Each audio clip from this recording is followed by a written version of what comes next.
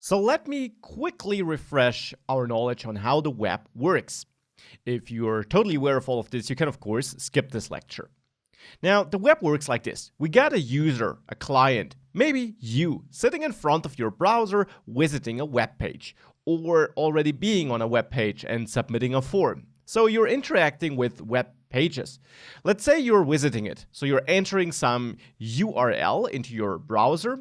And what happens behind the scenes is actually that the browser reaches out to some domain name servers to look that domain up, because this domain is not really the address of your server. It's basically an encoded, human readable version of that address, you could say.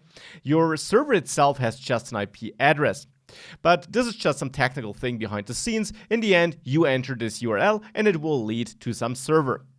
You therefore, or the browser therefore, sends a request to that server with that given IP address I mentioned. So the IP address belonging to that domain. Now, thus far, that's all interesting, but now we reach the part where Node.js comes into play, where your Node.js code matters.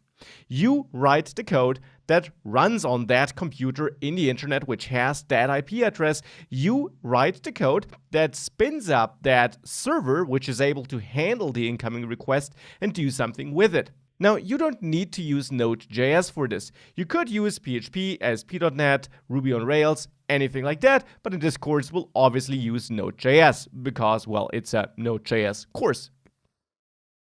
Now, in this code, you can do all kinds of things, and I already mentioned this in the first course module: user input validation, communicating with a database maybe, which runs on a separate database server, but which you typically reach out to from your backend, so your server-side code.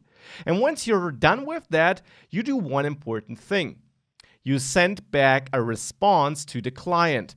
This response can be some HTML text, some HTML code, which is then handled by the client, but it could also be some other kind of data, like a file, some JSON or XML data. The response is more than just the content, by the way. A response and also a request also has headers. This is some meta information which is attached to request and response, describing what's inside it, for example. But we'll see this too. So this is how the web generally works, and Node.js is the part we will focus on. It is the code that makes up that server in the end. Now, that request and response transmission is done through some protocol. So basically a standardized way of communicating, you could say, because obviously to correctly handle a request and send back a response the browser can work with, we have to follow some rules. And these rules are defined by the protocol we use, HTTP or HTTPS.